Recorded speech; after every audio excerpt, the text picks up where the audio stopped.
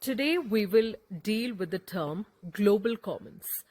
As the name signifies, global means something international. Commons means those resources that can be used by all. So global commons are those resources that can be used by all countries internationally. This term has been attributed to a philosopher named Garden. We could give an example of Antarctica, where Antarctica's resources, it is not exclusive to one particular country, but in fact it is exclusive to many countries. Many countries can use those resources. So, in a way, global commons portray the idea of cooperation among countries internationally. But as realist scholars believe that no country is very cooperative, every country has their own selfish interest. We could give an example of how South China Sea, China tries to dominate this entire globe.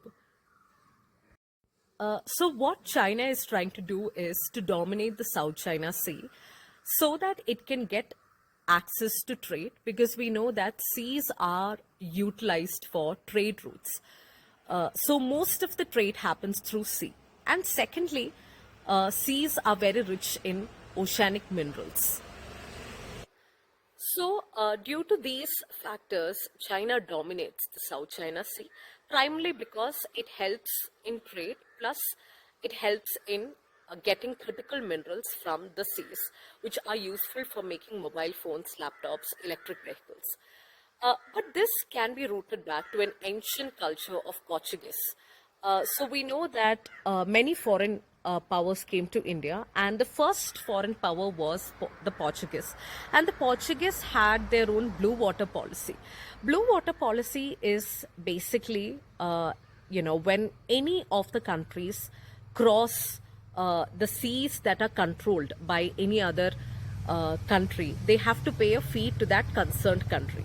So what Portuguese used to do is Portuguese used to control certain trade, sea routes, so that they could actually get the payment for whoever is using that particular waters. But in modern concept, it is the sea lanes of communication, which portray the idea that whoever passes through a sea that is controlled by another nation, they have to pay a fee. That is what countries are trying to do. So most of the countries, they are trying to dominate the seas so they can get wealth, they can get more and more richer. Like coming back to my topic, there is no idea of global commons now.